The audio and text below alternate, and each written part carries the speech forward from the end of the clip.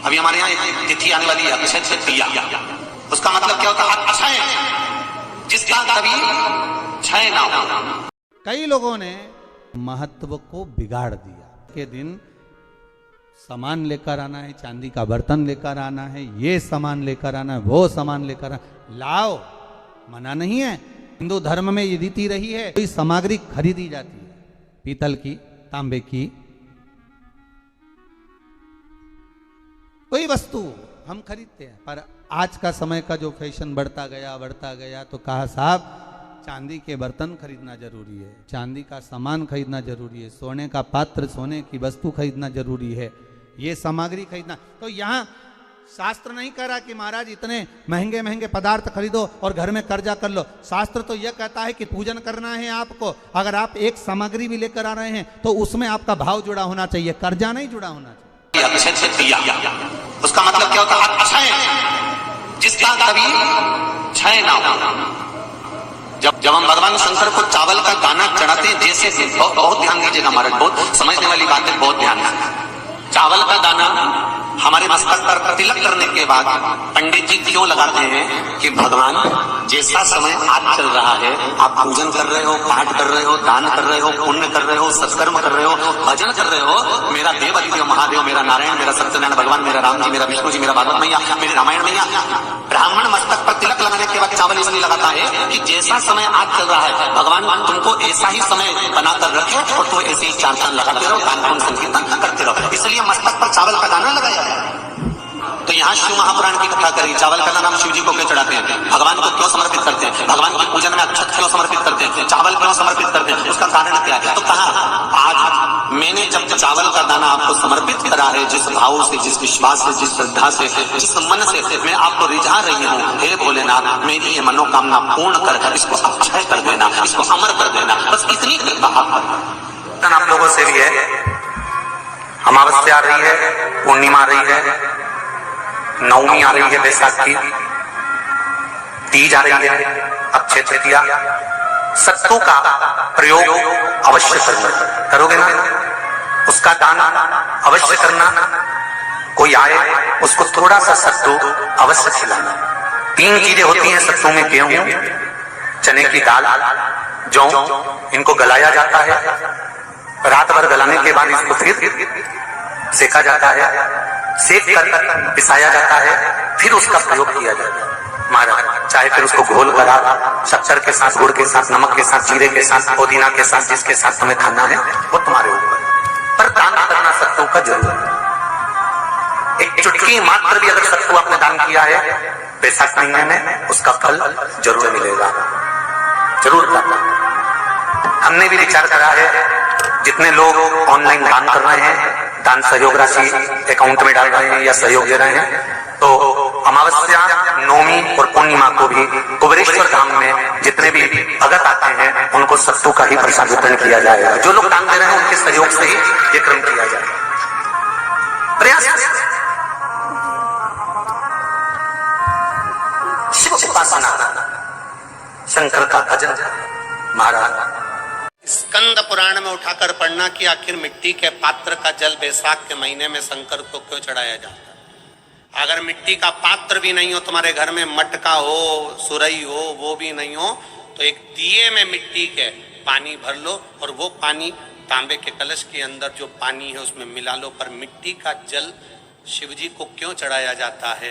स्कंद पुराण के अंदर बैसाख महत्व में लिखा कि जो अधोगति में मर गया होता है, अचानक मर गया होता है, एक्सीडेंट में मर गया होता है, उसकी जीने की और तमन्ना थी, अचानक कोई बीमारी लग गई और मर गया, कोई बड़ी बीमारी लगने के कारण चला गया, उसको बहुत कुछ करना था पर मर गया। उसके लिए बैसाख महीने में शंकर भगवान को जब हम मिट्टी के पात्र का जल समर्पित करते हैं तो वो जीव तड़पता नहीं है, कहीं भटकता नहीं है। उसको गया में पितरों में मिलाया कि नहीं मिलाया, बद्र विशाल में ब्रह्म का पाली करी कि नहीं करी, कभी पिंडदान, कभी तर्पण, तिलांजलि हुई कि नहीं हुई, पर मिट्टी के पात्र का जल बैसाख महीने में जाता है तो वो जीव कहीं पर भी हो उसकी मुक्ति हो जाती है, उसका मोक्ष हो जाता है। मिट्टी का कोई पात्र नहीं, कोई तारवन नहीं, तो आप दिए के अंदर भी जल भरकर उसको तांबे के लोटे में मिलाकर शिव जी को चढ़ा सकते हो। बैसाख महीने में वो जिस नारी के गर्भ में बच्चा 1-2 महीने का, 4 महीने का, किसी का गिर गया हो, बच्चा चले गया 2 महीना, 4 महीना, 6 महीने का, समाप्त हो, उसको चढ़ाना चाहिए बैसाख महीने में शिव पूजा। कई लोगों ने महत्व को बिगाड़ दिया के दिन सामान लेकर आना है, चांदी का बर्तन लेकर आना है, ये सामान लेकर आना है, वो सामान लेकर आना, लाओ, मना नहीं है। हिंदू धर्म में ये रीति रही है, कोई सामग्री खरीदी जाती है, पीतल की, तांबे की, कोई वस्तु हम खरीदते हैं। पर आज का समय का जो फैशन बढ़ता गया तो कहा साहब चांदी के बर्तन खरीदना जरूरी है, चांदी का सामान खरीदना जरूरी है, सोने का पात्र, सोने की वस्तु खरीदना जरूरी है, ये सामग्री खरीदना। तो यहाँ शास्त्र नहीं कह रहा कि महाराज इतने महंगे महंगे पदार्थ खरीदो और घर में कर्जा कर लो। शास्त्र तो यह कहता है कि पूजन करना है आपको, अगर आप एक सामग्री भी लेकर आ रहे हैं तो उसमें आपका भाव जुड़ा होना चाहिए, कर्जा नहीं जुड़ा होना चाहिए। लक्ष्मी सबसे ज्यादा प्रसन्न कौन से दिन होती है? जम के बोलिए जरा। शुक्रवार। तो शुक्रवार को लक्ष्मी सबसे ज्यादा प्रसन्न क्यों होती है? उसका प्रसन्न होने का कारण क्या था? लक्ष्मी जी के 2 भाई थे, दोनों की शादी नहीं हो रही थी, दाता और विधाता, दोनों का विवाह नहीं हो रहा। और दाता विधाता के लिए लक्ष्मी बड़ी परेशान थी, रोज नारायण से कहती थी प्रभु कुछ कृपा करिए, दाता विधाता का विवाह नहीं हो रहा, उम्र होती चली जा रही है, इनका कुछ करिए प्रभु, आप नारायण आप कुछ तो कर सकते हो। भगवान नारायण ने तब लक्ष्मी से कहा एक काम करो, बेलपत्री के पेड़ के नीचे बैठकर लक्ष्मी तुम अनुष्ठान करो तुम्हारे भाइयों के विवाह के लिए। इसलिए आज भी हमारे हिंदू धर्म की रीति है कि बेलपत्री के पेड़ के नीचे शाम के समय लक्ष्मी का वासा होता है। इसलिए लोग इस बेलपत्री के पेड़ के नीचे तुम्हारा रात्रि को, शाम को 6 बजे से लेकर रात्रि को 8 बजे तक तुम्हारा निवास होगा। जैसे पीपल के पेड़ में देवताओं का निवास, आपको आप लोगों ने यदि पद्म पुराण पढ़ी होगी या सुनी होगी तो उसमें स्पष्ट कहा है, पीपल के वृक्ष की गणना ध्यान देना, पीपल के वृक्ष में सुबह 4 बजे से लेकर 7 बजे तक ब्रह्मा जी का वासा होता है। पीपल के वृक्ष में सुबह 7 बजे तक ब्रह्मा जी का वासा, 7 बजे से लेकर 10:30 बजे तक पीपल के वृक्ष में भगवान विष्णु का वासा होता है। कितनी बजे तक? 10:30। 10:30 से लेकर 11:30-12 बजे तक पीपल के वृक्ष में पितरों का वासा होता है। इसलिए हमारे यहाँ पितरों को श्राद्ध पक्ष में जो भोजन कराया जाता है वो 10:30 से 12 के बीच में कराया जाता है। 12 बजे के बाद पीपल के वृक्ष में दोपहर के 1:30 बजे तक आहूतों का वासा रहता है। आहूत कौन? जो गर्भ में शांत हो गए, जो कुंवारी अवस्था में शांत हो गए, जो जन्म लेने के बाद उनका विवाह नहीं हुआ और शांत हो गए, उन आहूतों का वासा उस पीपल के वृक्ष में दोपहर में 1:30 बजे तक रहता है। उसके बाद में प्रेतों का वासा चालू होता है। इसलिए दोपहर के समय पीपल के पेड़ की परिक्रमा नहीं होती। फिर शाम को 4 बजे से 7 बजे तक पीपल के वृक्ष में शंकर जी का वासा होता है। इसलिए शाम के समय पीपल की परिक्रमा नहीं होती। 7 बजे के बाद में पीपल के वृक्ष में रात्रि को 9 बजे तक कुबेर का वासा होता है। फिर 9 बजे के बाद में प्रेतवास चालू होता है पीपल के वृक्ष में। उसी तरह बेलपत्री का जो वृक्ष है, उस बेलपत्री के वृक्ष के नीचे रात्रि को 8 बजे से लेकर 12 बजे तक बेलपत्री के पेड़ के नीचे कुबेर का निवास होता है। महाराज, कुबेर का निवास। प्रयास करा करो इसी बेलपत्री के पेड़ के नीचे हम दीप लगाएं, घी का दीप। यदि संपदा की कमी हो तो, अगर भगवान ने खूब संपदा दी है तो भले मत लगाओ, कोई दिक्कत।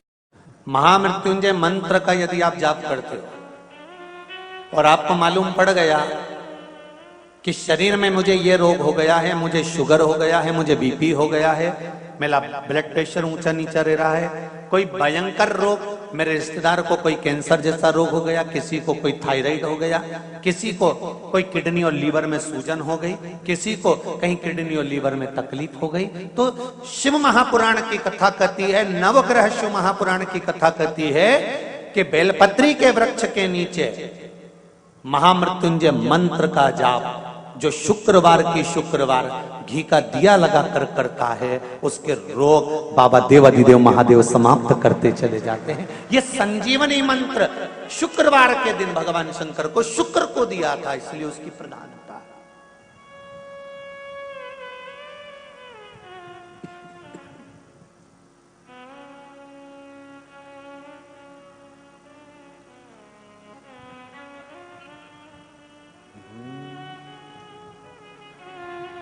ये वो संजीवनी मंत्र। शुक्रवार के दिन बेलपत्री के वृक्ष के नीचे बैठकर घृत का दिया लगाकर शरीर में जो रोग है उसका स्मरण कर कर शंकर जी से विनय कर कर, हे भोलेनाथ, आपने शुक्र देवता को संजीवनी मंत्र दिया है, तो क्या आप मेरे को वो मंत्र प्रदान नहीं करोगे? मेरे रोग, मेरी बीमारी, मेरे दुख को आप नहीं हरोगे? शिव से कहो, ये शरीर आपने दिया है और भजन करने के लिए दिया है, स्मरण करने के लिए दिया है, कीर्तन करने के लिए दिया है, तो संभालोगे भी आप। और बेलपत्री की ओर मुख कर कर घी का दिया लगाकर महामृत्युंजय मंत्र का स्मरण कर लेने पर धीरे धीरे धीरे धीरे धीरे धीरे वो रोग समाप्ति की ओर आता चले जाता।